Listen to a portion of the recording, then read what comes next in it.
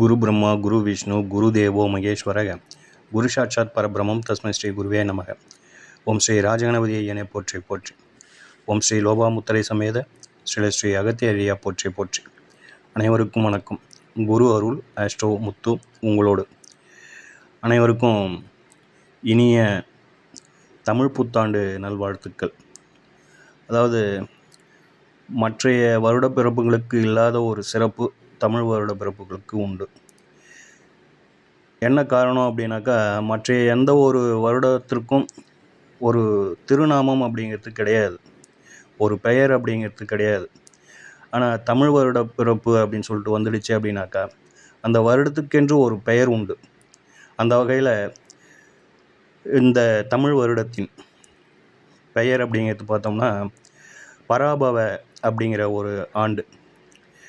இந்த ஆண்டு அனைவருக்கும் வாழ்க்கையில் அவரவருக்கு ஏதோ ஒரு தேவைகள் இருக்கும். அந்த தேவைகளை தந்து மகிழ்ச்சியும் ஆனந்தத்தையும் கொடுத்து வாழ்வாங்கு வாழ ஓம் ஸ்ரீ ராஜகணபதி ஐயாவின் அருளும் ஓம் ஸ்ரீ லோபாமுத்திரை சமேத ஸ்ரீ அகத்தியர் ஐயா அவர்களின் ஆசையும் கிடைக்கப்பெற்று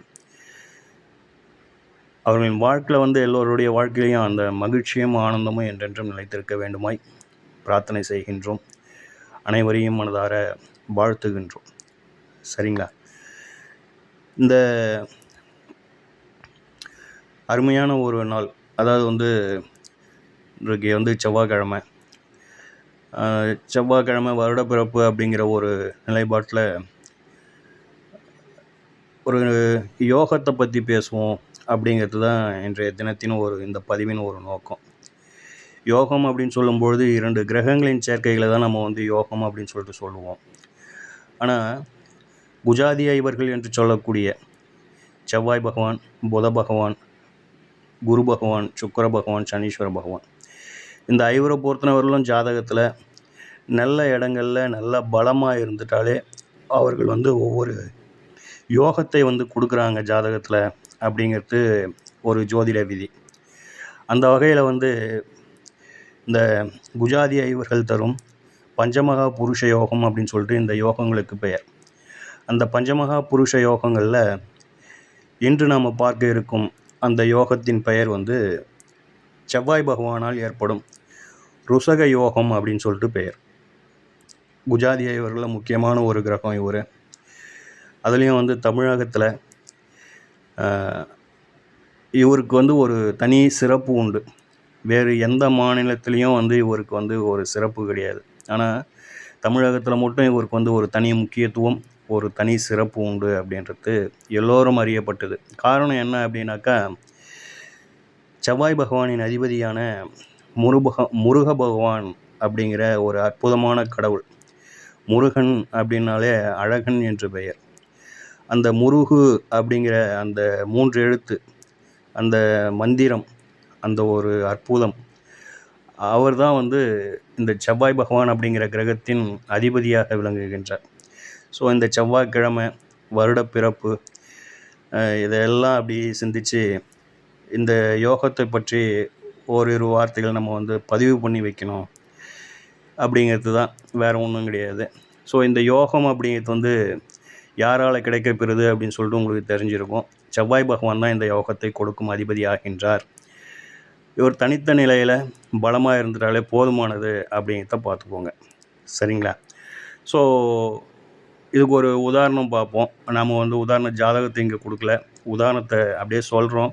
மனசில் நிறுத்தி வச்சு அது உங்களுக்கு கிடைக்கின்ற ஜாதகங்களில் இதை ஒப்பீடு செய்து பாருங்கள், அப்ளை பண்ணி பாருங்கள். சிறப்பான ஒரு நற்பலனை உங்களுக்கு கொடுக்கும் அப்படிங்கிறது. இந்த யோகம் அப்படிங்கிறது இருந்தது அப்படின்னாக்கா என்னத்தை கொடுக்குது அப்படிங்கிறத முதல்ல நம்ம பார்த்துக்கணும்.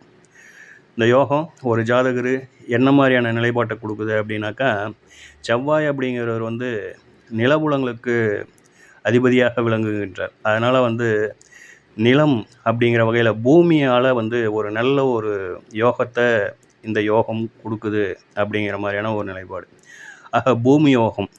அடுத்ததாக வாகன யோகம். வாகனங்களால் ஒரு நல்ல பெரிய யோகம் அப்படிங்கிறது. செவ்வாய் அப்படிங்கிறது ஒரு நிர்வாகி. அதனால் ஒரு நிர்வாக திறமை, ஒரு தலைமை பொறுப்பு, அந்த நிர்வாகத்தில் ஒரு தலைமை பொறுப்பு, ஒரு பட தளபதி அப்படின்னு சொல்லிட்டு தான் சொல்லுவாங்க செவ்வாய் பகவானை. முருகப்பெருமானே வந்து தேவர்களின் தளபதி அப்படின்னு தான் அவரை வந்து அழைப்பாங்க. அந்த வகையில் வந்து ஒரு நல்ல தலைமை பொறுப்பு, ஒரு நல்ல பெரிய நிர்வாகி அப்படிங்கிற மாதிரியான ஒரு நிலைப்பாட்டை கொடுத்து, செல்வம் செல்வாக்கு அப்படிங்கிறதெல்லாம் வந்து இந்த பூமி யோகத்தாலும் வாகன யோகத்தாலும் கிடைக்கப்பெற்று வாழ்க்கையில் வந்து ஒரு நல்ல கௌரவமான அந்தஸ்தான ஒரு நிலையான ஒரு கம்பீரமான ஒரு வாழ்க்கையை வாழும் அன்பர்களாக இந்த ருசக யோகம் கிடைக்கப்பெற்ற அன்பர்கள் இருக்கிறார்கள் அப்படிங்கிறது தான் இதனுடைய நிலைப்பாடு. சரிங்களா? இப்போது ஒரு உதாரணத்துக்கு மேஷ லக்னத்தை எடுத்துக்குவோம். மேஷ லக்னத்திற்கு செவ்வாய் பகவான் மகரத்தில் இருக்கின்ற பொழுது உச்சம் பெறுகிறார் 10ஆம் இடத்துல. அப்போது இது வந்து செவ்வாய் பகவானால் ஏற்படும் ஒரு ருசக யோகம் அப்படிங்கிறத நம்ம வந்து மறந்துடக்கூடாது. இந்த யோகம் அப்படிங்கிறது வந்து நம்ம சாரம் வழியாக சிந்தித்தோம் அப்படின்னாலும் செவ்வாய் பகவானின் 5ஆம் அதிபதியான சூரிய பகவான் சாரம் அங்கே இருக்கும். சரிங்களா? மேஷ லக்னத்திற்கு பூர்வ புண்ணியாதிபதியான சூரிய பகவானின் சாரம் அந்த மகரத்தில் இருக்கும். அடுத்ததாக 4ஆம் அதிபதி என்று சொல்லக்கூடிய கேந்திராதிபதி என்று சொல்லக்கூடிய சந்திர பகவானின் திருவோண நட்சத்திரம் அதில் இருக்கும். அடுத்ததாக சுயசாரம் என்று சொல்லக்கூடிய செவ்வாய் பகவானின் அவிட்டு நட்சத்திரம் 2 பாதம் அந்த மகரத்தில் இருக்கும். இந்த நட்சத்திரங்களில் எதில் வந்து செவ்வாய் பகவான் அமர்ந்தாலும் இந்த யோகம் அப்படிங்கிறது வந்து சிறப்பாக செயல்படும் அப்படிங்கிறது. இப்போது ஒரு வகையில் வந்து இது வந்து இந்த ருசக யோகத்தை கொடுக்கிறது. அடுத்ததாக பார்த்தோம்னா செவ்வாய் திக்பலம் பெறுகின்ற சாரம் வழியாக சோதிச்சோம்னாலும் நல்ல சாரங்களின் அமைப்பு கிடைக்கின்றது. 4, 5 அப்படிங்கிறது வந்து ஒரு கோணம், ஒரு கேந்திரம் அப்படிங்கிற மாதிரியான ஒரு நிலைப்பாடு அப்படிங்கிற மாதிரிலாம்.